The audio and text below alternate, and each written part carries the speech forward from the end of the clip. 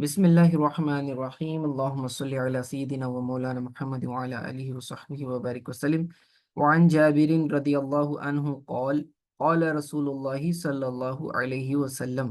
حضرت جابر رضی اللہ تعالی عنہ سے روایت ہے کہ رسول اللہ صلی اللہ علیہ وسلم نے ارشاد فرمایا، ان ابلیس یدع عرشہ علی الماء،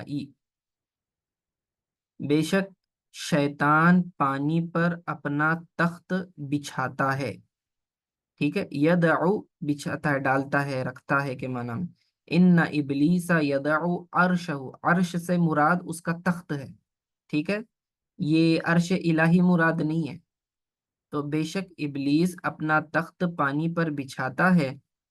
ثم ثم یبعث سرایاہ یفتنون الناس، پھر اپنے مختلف شیطانی لشکر کو لوگوں میں فتنے میں ڈالنے کے لیے بھیجتا ہے۔ ٹھیک ہے، فَأَدْنَاهُمْ، تو ان میں سے فَأَدْنَاهُمْ مِنْهُ مَنْزِلَةً أَعْظَمُهُمْ، ان میں سے شیطان کے قریب تر درجے والا کون ہوتا ہے اس کے بارے میں بتا رہے کہ فَأَدْنَاهُمْ مِنْهُ مَنْزِلَةً أَعْظَمَهُمْ فِتْنَةً، جو سب سے زیادہ بڑا فتنے میں ڈالے گا لوگوں کو، وہ ابلیس کے زیادہ قریب ہوتا ہے۔ یجیء احدہم، ان میں سے ایک شیطان اس کے پاس آتا ہے، فیقول، اور کہتا ہے، فعلت کذا و کذا، میں نے ایسا ایسا کیا، یعنی اپنے کارنامے سناتے ہیں شیاطین آ کر ابلیس کو۔ ٹھیک ہے، ابلیس جو ہے سب کی میٹنگ لیتا ہے، تو شیطان آ کے کہتا ہے کہ میں نے ایسا ایسے کروایا، یہ گناہ میں مبتلا کرایا۔ تو فیقول، تو ابلیس کہتا ہے، ما صنعت شیئا، تو نے کوئی بڑا کام نہیں کیا۔ ٹھیک ہے، صنعت، تو نے کیا، شیئن، چیز، ما صنعت شیئن، تو نے کچھ نہیں کیا۔ کچھ نہیں کیا سے مطلب کہ کوئی بڑا کام نہیں کیا۔ قال ثم یجیء احدہم، پھر اس کے بعد ایک شیطان اس کے پاس آتا ہے، فیقول، اور وہ کہتا ہے، تو وہ کہتا ہے، ما ترکتہ حتی فرقت بینہ و بین امرتہ، وہ کہتا ہے کہ میں نے جو ہے میاں اور بیوی یعنی شوہر اور بیوی کے درمیان لڑائی لگائی اور انہیں جدائی ڈال دی، ان دونوں کے درمیان جدائی ڈال دی۔ ما ترکتہ، میں نے نہیں چھوڑا، حتی، یہاں تک کہ فرقت، تفرقہ ڈال دیا، بینہم، اس کے درمیان، و بین امرتہ، اور اس کی عورت کے درمیان۔ تو جب تک میں نے ان دونوں کے درمیان، اس آدمی اور اس عورت کے درمیان جدائی نہ ڈال دی، تب تک میں نے انہیں چھوڑا نہیں۔ تو قال، پھر ابلیس جو ہے یہ سن کر کہتا ہے، قال،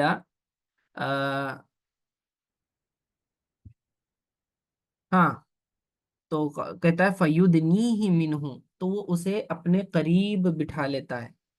وَيَقُولُ، اور کہتا ہے، نعم، ہاں، نعم انت، ہاں تو ہے، مطلب تو نے بڑا کام کیا ہے، you are the one، نعم انت۔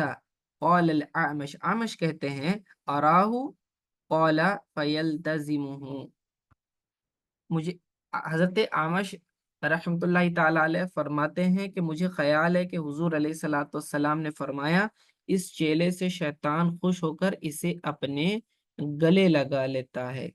اس حدیث کو امام مسلم نے روایت کیا۔ اب دیکھیے اس حدیث میں کیا بتانا چاہ رہے ہیں۔ اس حدیث کا ظاہری مطلب ہے کہ حقیقی طور پر پانی کے اوپر شیطان اپنا تخت بچھاتا ہے، یا پھر دوسرا کنایتاً معنی یہ ہے کہ مخلوق کو گمراہ کرنے کے لیے اپنا تسلط جماتا ہے۔ لیکن ملا علی قاری رحمۃ اللہ تعالی علیہ نے پہلے ظاہری معنی کو ہی صحیح فرمایا ہے، کہ یعنی لٹرلی وہ تخت بچھاتا ہے پانی کے اوپر حقیقت میں۔ اب سرایا جو لفظ آیا ہے، یہ سریہ کی جمع ہے، چھوٹی فوج کو جن کی تعداد 5 افراد سے 400 تک ہو، اس کو سریہ کہتے ہیں۔ ٹھیک ہے، اور ذریت شیطان کی مختلف جماعتیں ہیں اور ان کے نام اور کام الگ الگ ہیں۔ چنانچہ جیسے کہ وضو میں بہکانے والی جماعت کا نام ولہان ہے، نماز میں ورغلانے والی جماعت کا نام خنزب ہے، ایسی مسجدوں، بازاروں، شراب خانوں اس کی الگ الگ فوجیں رہتی ہیں۔ تو جو پہلا شیطان آیا تھا اس نے کہا کہ میں نے ایسا ایسا کیا۔ یہ قضا کا مطلب ایسا ایسا ہوتا ہے، ترجمہ ہم جب اردو میں کہتے ہیں نا کہ میں نے ایسا ایسا کیا، سو اینڈ سو، عربی میں اگر وہ کہنا ہے تو قضا و قضا کہتے ہیں، فعلت قضا و قضا، میں نے ایسے ایسے کیا، فعلت میں نے کیا، قضا و قضا ایسے ایسے، ٹھیک ہے؟ تو I did so and so, ایسا کہنے کے لیے قضا و قضا استعمال کرتے ہیں۔ تو جیسے کہ وہ شیطان کہے گا کہ میں نے چوری یا شراب وغیرہ کے گناہ میں مبتلا کر دیا، تو ابلیس اس پر کہتا ہے کہ تو نے کوئی بڑا کام نہیں کیا، ما فعلت شیئا، تو نے کچھ بھی بڑا کام نہیں کیا۔ پھر اس کے بعد جب ابلیس کے پاس کوئی ایسا شیطان آتا ہے، ایسا کیس لے کر آتا ہے جو یہ کہتا ہے کہ میں نے میاں بیوی کو جدا کر دیا، دونوں میں جدائی ڈال دی، دونوں میں جھگڑے لگا دیے، ٹھیک ہے، تو شیطان اس سے سب سے زیادہ خوش ہوتا ہے۔ وجہ کیا ہے؟ پہلے تو سمجھ لیں، یہاں جدائی سے کیا مراد ہے؟ یہاں جدائی سے طلاق مراد ہے، اور عام جدائی یا لڑائی جھگڑا بھی ہے، اور یہ عموماً ہوتا رہتا ہے ہر گھر کی۔ یہ پریشانی ہوتی ہے کہ عام طور سے اکثر دیکھنے میں آتا ہے کہ شوہر اور بیوی آپس میں چھوٹی بڑی باتوں کو لے کر لڑ رہے ہوتے ہیں۔ اس کی سب سے بڑی وجہ جو ہے یہ شیطان ہوتے ہیں جو ان کے درمیان جدائی ڈالنے کی کوشش کر رہے ہوتے ہیں۔ ایسا کیوں کرتے ہیں وہ؟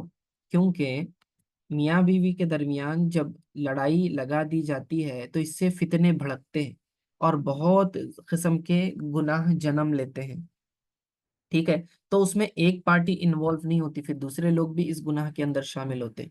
شوہر ہوتا ہے، یہ لوگ آپس میں بد زبانی کریں گے، ایک دوسرے کے اوپر الزام تراشی لگائیں گے، گالی گلوچ کریں گے، تہمتیں لگائیں گے، ٹھیک ہے، اور ایک دوسرے کو نیچا دکھانے کے لیے ایک دوسرے کے عیب اچھالیں گے، لوگوں میں پھر بے عزت کریں گے۔ یہ ہو کر پھر آگے جا کر جو ہے بدتمیزی بد کلامی پر اتر آتے ہیں، پھر گھر سپریٹ ہو جاتے ہیں، اور نافرمانی ہوتی ہے، بڑوں کا چھوٹوں کا لحاظ نہیں رکھتے، پھر بے ادبی ہو جاتی ہے، ٹھیک ہے، پھر گھر کے دوسرے لوگ انوالو ہو جاتے ہیں، لڑکے والے لڑکی والوں کو برا بول رہے ہوتے ہیں، لڑکی والے لڑکے والوں کو الزام لگا رہے ہوتے ہیں، تو پھر خاندان کا خاندان ٹوٹ جاتا ہے، آپس میں دشمنیاں ہو جاتی ہیں، اولاد خراب ہو جاتی ہے، اولاد کا ذہن خراب ہو جاتا ہے۔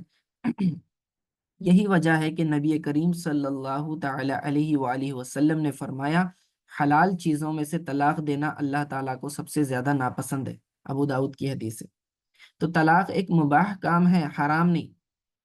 اللہ تعالیٰ قرآن پاک میں فرماتا ہے وَإِن يَتَفَرَّقَا يُغْنِ اللَّهُ كُلًّا مِّن سَعَتِهِ، اور اگر وہ دونوں جدا ہو جائیں تو اللہ اپنی کشائش سے تم میں ہر ایک کو دوسرے سے بے نیاز کر دے گا، یعنی انڈیپینڈنٹ بنا دے گا، اگر یہ دونوں ساتھ میں نہ بھی رہنا چاہیں۔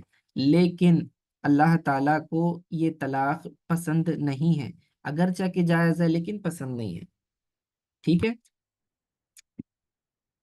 شیطان گناہ والے کاموں سے اتنا خوش نہیں ہوتا جتنا یہ طلاق کے مباح فعل پر خوش ہوتا ہے۔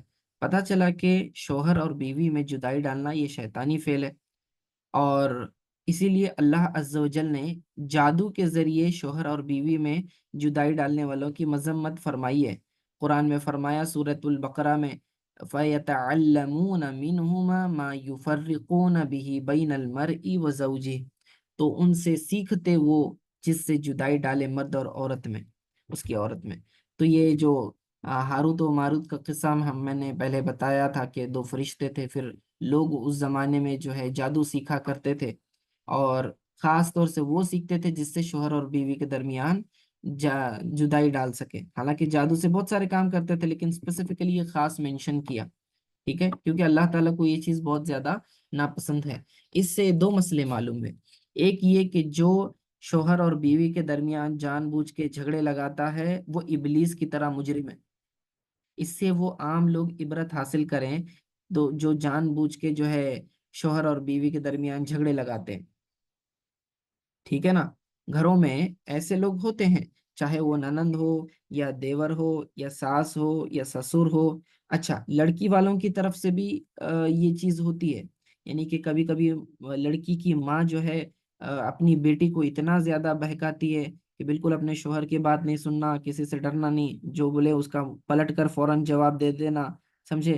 کوئی بھی ذرا سی بھی اونچی میں بات کیا تو سیدھا پل پل کی خبر آ کے ہم کو دے دینا، اور ہم جو ہے پھر دیکھیں گے کون کیا کرتا ہے۔ تو اس طرح سے جو ہے نا یہ سازشیں چلتی ہیں، گھر جوڑنے کی بجائے توڑنے کی تربیت ہو رہی ہوتی ہے۔ کئی ایسے کیسز دیکھنے میں آتے ہیں روزمرہ کی زندگی میں، تو سن سن کر بڑا افسوس ہوتا ہے۔ بہرکیف یہ ایسے لوگوں کو یہ حدیث سننی چاہیے، پڑھنی چاہیے۔ پتہ چلا کہ شیطان سب سے پہلے یہ چیز کو انیشیٹ کرتا ہے، بعد میں لوگ پھر اس کے اندر شامل ہو جاتے ہیں شیطانی کام میں، ٹھیک ہے؟ اور پھر غصہ دلاتے ہیں، غصے میں پھر آدمی طلاق دے دیتا ہے، پھر یہ چیز irreversible ہوتی ہے کہ پھر یہ ریٹرن نہیں کر سکتے، 3 طلاقیں دے دیا، ختم ہو گیا، پھر اس کے بعد کوئی صورت نہیں بچتی۔ تو اس طرح نہیں کرنا چاہیے۔ اگلی حدیث دیکھیں۔ اچھا، یہ حدیث کے نیچے والا حصہ کیا فرمایا؟ وہ یقول کہ نعم انت، کہ تو نے بڑا کام کیا۔ اور پھر جو اعمش ہیں، یہ تابعی ہیں، وہ فرماتے ہیں کہ میں سمجھتا ہوں کہ حضور صلی اللہ علیہ وسلم نے فَيَلْتَزِمُهُ یہ لفظ کہا گیا، یعنی کہ وہ شیطان ابلیس کیا کرتا ہے، اسے گلے لگا دیتا ہے، اتنا خوش ہوتا ہے ابلیس اس کام سے، پوری لائف برباد ہو جاتی ہے، تو اس کے بعد وہ شخص جو ہے بہت خوش ہو جاتا ہے ابلیس۔ وہ انہوں، اور انہی سے روایت ہے، انہی سے مطلب کون سے راوی پیچھے حدیث میں گزرے؟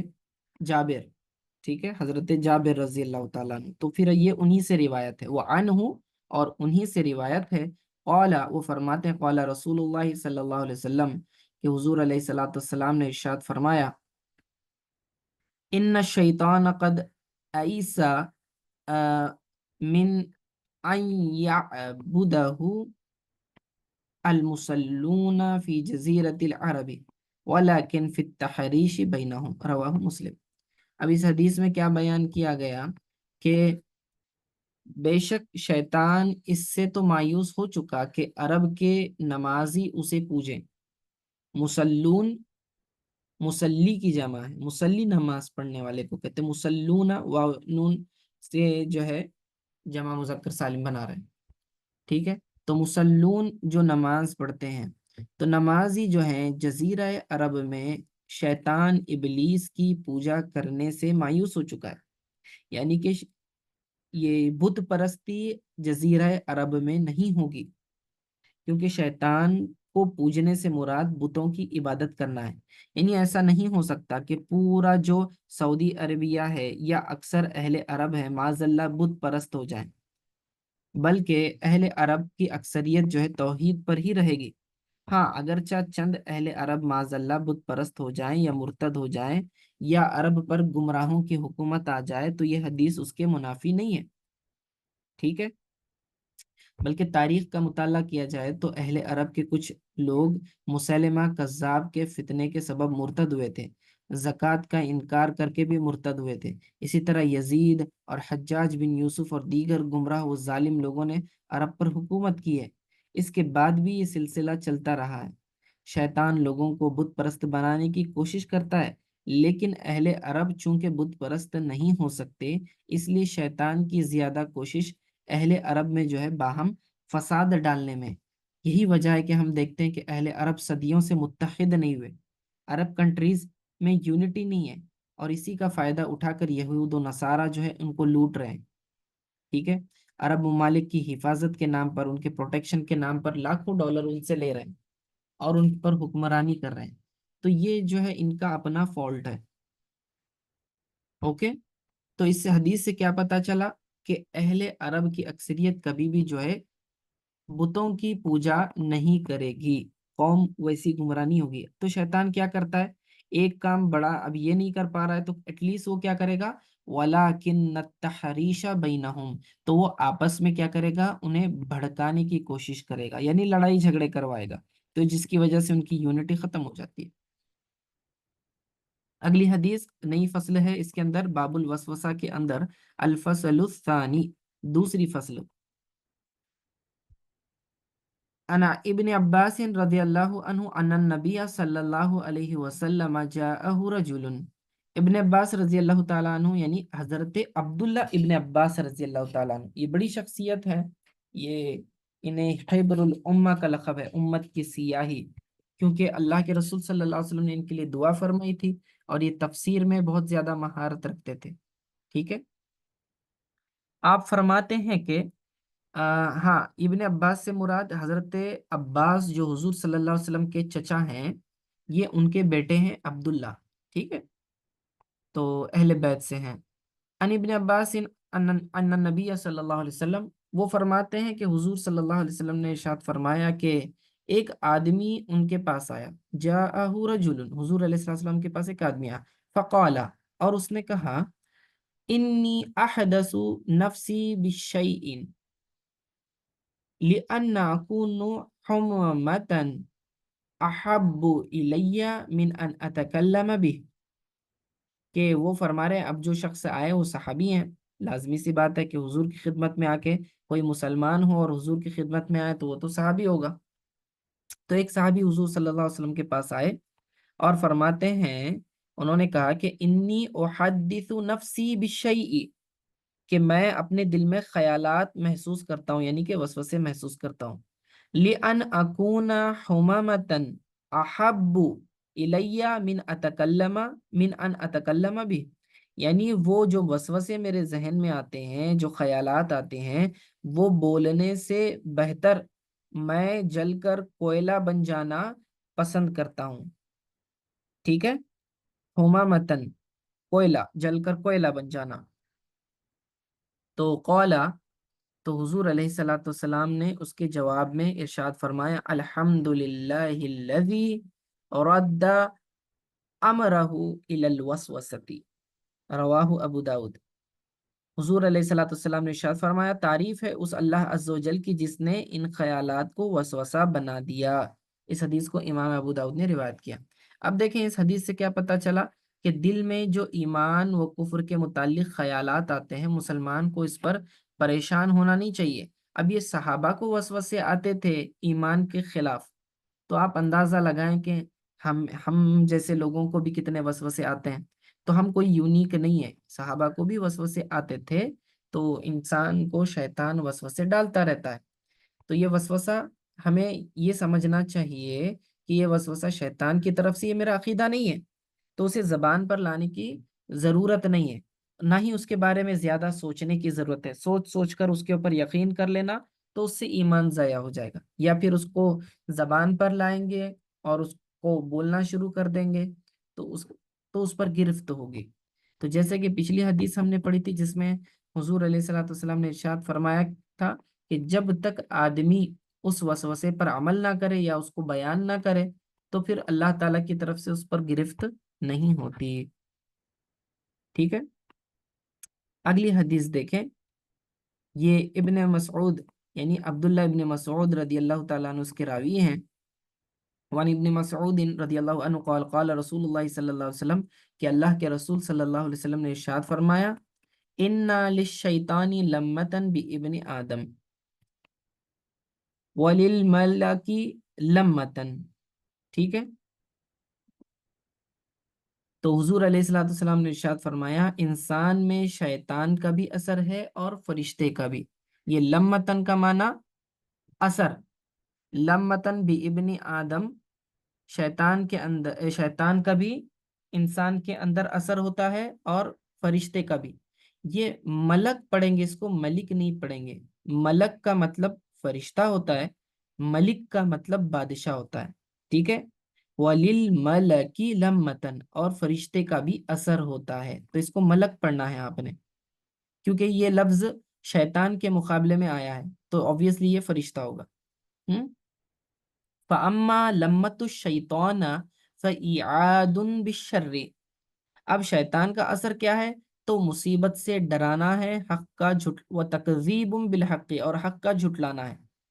تو شیطان کا اثر ڈالنے سے کیا مراد؟ فرمایا کہ وہ مصیبت سے ڈراتا ہے اور حق بات کو جھٹلانے کی ترغیب دلاتا ہے۔ وَأَمَّا لَمَّةُ الْمَلَكِ، اب رہا فرشتے کا اثر، تو فَإِعَادٌ بِالْخَيْرِ، تو وہ کیا کرتا ہے؟ خیر کا وعدہ کراتا ہے، ایعاد وعدہ سے ہے، ہاں، ایعادم بالخیری، تو وہ فرشتہ جو ہے خیر کا وعدہ یعنی اللہ تعالیٰ کے ثواب کا وعدہ، جنت کا وعدہ یاد دلاتا ہے۔ وہ تصدیق بالحق، اور حق کی تصدیق کرنا، جو بھی سچی باتیں ہیں جو اسلام کی ہیں ان باتوں کو ماننا، اس کی طرف جو ہے وہ ترغیب دلاتا ہے فرشتہ۔ فمن وجد ذالک، جو کوئی فرشتے کی بات محسوس کرے، فلیعلم انہ من اللہ، تو جان لے کہ یہ اللہ تعالیٰ کی طرف سے ہے، ٹھیک ہے۔ تو جب کبھی اگر کوئی اچھی بات ذہن میں آئے، خیال میں آئے، نیکی کی کام، نیک کام کرنے کا ذہن میں خیال آ جائے، کسی کی مدد کرنا، نماز پڑھنا، صدقہ کرنا، روزہ رکھنا، ذکر کرنا، تلاوت کرنا، یا اچھے اخلاق سے پیش آنا، یا کسی مسلمان کی مدد کرنا، ایسا کوئی، یا کسی گھر میں جو ہے والدین کی خدمت کرنا، شوہر کی خدمت کرنا، مہمان نوازی کرنا، ایسے اچھے اگر خیال آ رہے ہیں تو سمجھنا یہ خیالات اللہ کی طرف سے ہیں اور یہ فرشتہ ذہن میں ڈال رہا ہے۔ فَيَحْمَدُ اللَّهِ، تو پھر اس پر خدا کا شکر کرے، خدا کی حمد کرے۔ وَمَنْ وَجَدَ الْأُخْرَى، اور اگر کسی کو دوسری چیز محسوس ہو، اخرى یہ دوسری، دوسری یعنی کون سی؟ یعنی برے خیالات جو شیطان کی طرف سے ہیں، فَلْيَتَعَوَّذْ بِاللَّهِ مِنَ الشَّيْطَانِ الرَّجِيمِ، تو وہ کیا کرے؟ وہ مردود شیطان سے اللہ کی پناہ مانگے، ٹھیک ہے۔ یعنی شیطان مردود، رجیم سے مراد مردود، جسے رد کر دیا گیا، دھتکار دیا گیا، ٹھیک ہے، تو جنت سے نکال دیا گیا، آسمانوں سے زمین پر پھینک دیا گیا اسے، تو دھتکارا ہوا ہے۔ تو شیطان مردود سے بچنے کے لیے اللہ تعالیٰ کی مدد مانگنی چاہیے۔ تو کیا کہنا چاہیے؟ اعوذ باللہ من الشیطان الرجیم آپ کہہ لیں۔ ثم قرأ، اس کے بعد آپ نے اس آیت کی تلاوت کی، الشیطان یعیدکم الفقر ویأمرکم بالفحشاء، رواہ الترمذی وقال ھذا حدیث غریب۔ کیا فرمایا اس میں؟ کہ یہ آیت تلاوت کی کہ شیطان تمہیں ڈر دلاتا ہے، اندیشہ دلاتا ہے محتاجی کا، اور حکم دیتا ہے بے حیائی کا، ٹھیک ہے۔ تو یہ شیطان وسوسہ کیسا ڈالتا ہے کہ ذہن میں بولے گا کہ دیکھو تم پیسہ خرچ کر رہے ہو، یہ تم اللہ کی راہ میں صدقہ مت کرو، خیرات مت کرو، تمہیں پیسے کم پڑ جائیں گے، ایمرجنسی میں پھر تم کس سے بھیک مانگنے کی نوبت آ جائے گی، فقیری آ جائے گی تم پر، تو تم ایسا مت کرو۔ لوگوں کا بھی تم رشتہ داروں کی مدد کر رہے ہو زیادہ، تو زیادہ لوگوں کے رشتہ داروں کی مدد کرنے کی ضرورت نہیں ہے، وہ اپنا اپنا دیکھ لیں گے، آپ اپنی فکر کرو، اپنے بچوں کے لیے کچھ جمع کر کے رکھو، ٹھیک ہے نا۔ دوسروں کی مدد کر رہے پہلے اپنے گھر کے لوگوں کی جو ہے مدد کرو، بینک بیلنس تھوڑا جمع کر کے رکھو، کام آئے گا۔ تو پھر شیطان کیا کرتا ہے؟ روزانہ جب کبھی آپ صدقے کا ارادہ کریں گے نا کہ میں میرے رشتہ داروں کی مدد کروں گا، یا پھر میں جو ہے کسی غریب یتیم کی مدد کروں گا، بیوہ کی مدد کروں گا، جیسے ہی آپ کے ذہن میں یہ خیال آنا شروع ہو گیا تو اس کا نیگیٹو تھاٹس آنا شروع ہو جاتے ہیں شیطان کی طرف سے۔ وہ بولے گا کیوں خرچ کر رہے ہو پیسے، انہوں نے آ کے تم کو مانگا تھوڑی ہے، جب مانگیں گے تب دے دینا، ٹھیک ہے، تمہیں اس کے پاس جانے کی کیا ضرورت ہے۔ اور ہو سکتا ہے تم ان کو دیتے رہیں گے اس طرح سے پوری زندگی بھر پیسہ لوٹاتے رہیں گے، وہ لوگ امیر بن جائیں گے، تم غریب بن جاؤ گے۔ تو اس طرح کا وسوسہ شیطان ذہن میں ڈالتا ہے، تو ایسے وقت پر اس کے وسوسے پر عمل کرنا نہیں ہے، اعوذ باللہ من الشیطان الرجیم پڑھنا ہے، اور جو ہے صدقہ خیرات کرتے رہنا چاہیے، ٹھیک ہے۔ وَيَأْمُرُكُمْ بِالْفَحْشَاءِ، اور برائی کا، بے حیائی کا تمہیں حکم دیتا رہتا ہے، گناہ کے کاموں کی طرف دعوت دیتا رہتا ہے، ٹھیک ہے۔ تو یہ قرآن سے بھی یہ مسئلہ ثابت ہو گیا، بالکل جو حدیث میں بیان کیا گیا۔ امام ترمذی نے اس کو روایت کیا اور فرمایا کہ یہ حدیث غریب ہے۔ اب غریب حدیث سے مراد، یہ غریب کا مطلب یہ فقیر نہیں ہوتا، یہ علم حدیث کی ٹرمینالوجی ہے، اصطلاح ہے۔ غریب کا مطلب وہ حدیث کہ جس کے روایت کرنے والا صحابی ایک ہی ہو، ٹھیک ہے۔ تو مین حدیث روایت کرنے والا صحابی ایک ہو، اور جو چین بعد میں چلی وہ سب اسی راوی سے وہ حدیثیں آگے بڑھی ہیں۔ تو یہاں حضرت یہ حدیث جو ہے صرف عبداللہ ابن مسعود رضی اللہ تعالیٰ عنہ نے بیان کی ہے، ان کے علاوہ دوسرے صحابی نے بیان نہیں کی۔ بعد میں جتنے لوگوں نے بھی حدیث لی وہ عبداللہ ابن مسعود سے لی ہے، سمجھ میں آیا؟ تو چونکہ عبداللہ ابن مسعود اس حدیث کے بیان کرنے میں یونیک ہو گئے، منفرد ہو گئے، اسی لیے اس حدیث کو حدیث غریب کہا جاتا ہے۔ ओके, समझा? आगे अगली हदीस भी देख लीजिए, खत्म कर लेते हैं फास्ट फास्ट। वान अबी हुरैरा रज़ियल्लाहु अन्हु अन रसूलुल्लाह सल्लल्लाहु अलैहि वसल्लम, हज़रत अबू हुरैरा रसूलुल्लाह सल्लल्लाहु अलैहि वसल्लम से रिवायत करते हैं, क़ाला ला यज़ालुन नासु यतसाअलून हत्ता युक़ालु हाज़ा ख़लक़ल्लाहुल ख़ल्क़ फमन ख़लक़ल्लाह, के लोग हमेशा सवाल करते जाएंगे, यहाँ तक के लोग पूछेंगे, यहाँ तक के कहा जाएगा कि खलक़ल्लाहुल खल्क़ा, अल्लाह ताला ने मखलूक को पैदा किया, फमन खलक़ल्लाह, तो अल्लाह को किसने पैदा किया, फ़इज़ा क़ालू ज़ालिका, बस जब वो लोग इस तरह कहें, फ़क़ूलुल्लाहु अहदुन, तो तुम क्या कहो कि अल्लाह एक है, अल्लाहु समद, अल्लाह बेनियाज है, लम यलिद वलम यूलद, नहीं उसकी कोई औलाद है और ना वो किसी की औलाद है, वलम यकुल लहू कुफुवन अहद, और ना ही कोई उसका हमसर है, ना ही उसका कोई बराबरी का कोई भी है। सुम्मा लितुफ अ, ये लफ्ज देखें, ठीक है, सुम्मा सुम्मा यतफुलु अन यसारिही सलासन, फिर वो क्या करे, अपनी बाईं जानिब 3 मर्तबा धुतकार दे, थुतकार दे, सॉरी, 3 मर्तबा थुतकारना। थुतकारना किसे कहते हैं? एक होता है फूंकना, जिसमें सिर्फ हवा निकलती है मुंह से, एक होता है थूकना, जिससे लुआब दहन बाहर निकलता है। दोनों की दरमियानी कैफियत ऐसा, जिस तरह करते हैं, चंद छींटे बस निकलते हैं बारीक हल्के से, और फूंकता है इंसान, तो उसे थुतकारना कहते हैं। तो लेफ्ट साइड में इस तरह से थुतकारना है 3 मर्तबा, और कहना है औज़ु बिल्लाहि मिनश शैतानिर रजीम, वलियस्तईज़ बिल्लाहि मिनश शैतानिर रजीम, तो इस्तिआज़ा पढ़ना है 3 मर्तबा, और फिर थुतकारना है बाईं जानिब। तो इससे क्या हो जाता है, वसवसे से छुटकारा मिल जाता है। रवाहु अबू दाऊद, इसे इमाम अबू दाऊद ने रिवायत किया। वस नज़कुरु हदीस अम्र बिन अल अहवस फी बाबी खुतबा यौमुन नहर इंशाअल्लाह ताला, और ये साहिब मिशकात फरमा रहे हैं कि हम जो है हदीस अम्र बिन अहवस, ये जो सहाबी हैं, इनकी एक हदीस है, वो हम खुतबाए यौमुन नहर यानी ईद उल अजहा के खुतबे वाली चैप्टर के अंदर वो हदीस लाएंगे इंशाअल्लाह ताला। ठीक है, यहाँ पर वो हदीस वो लाए नहीं है, तो बस यहाँ तक वो बयान कर रहे थे। तो इस हदीस से हमें क्या पता चला, इस तरह की एक हदीस गुजर चुकी है पहले भी, कि लोग जो हैं सवाल करते हैं कि ये शैतान वसवसा डालता है कि फलां चीज को किसने बनाया, आखिर में बोलेगा कि अल्लाह को किसने बनाया माजल्ला। तो अगर किसी को ऐसा वसवसा आए, तो तुमने क्या करना है, ये औज़ बिल्लाहि मिनश शैतानिर रजीम कहकर लेफ्ट साइड में फूंक की तरह थू थू थू कर दिया जाए 3 मर्तबा लेफ्ट कांधे की तरफ। तो ऐसा नहीं कि किसी और के ऊपर थूकना है आपने, बल्कि बस ये फूंक मार दें कि थोड़े से छींटे मुंह से निकल जाएं बस। तो ये एक टोटका है, समझ लें कि ये इलाज है वसवसे का। तो अल्लाह ताला जो है फिर क्या करेगा, उस शख्स की वसवसे से हिफाजत फरमाएगा। ठीक है, तो अब यहाँ से तीसरी फसल इब्तिदा हो रही है, इसको हम इंशाअल्लाह ताला कल पढ़ेंगे। आज के लिए इतना काफ़ी है। सल्लल्लाहु ताला अला खैरि खल्क़िही मुहम्मद व आलिहि व अस्हाबिही अजमईन बिरहमतिका या अरहमर राहिमीन।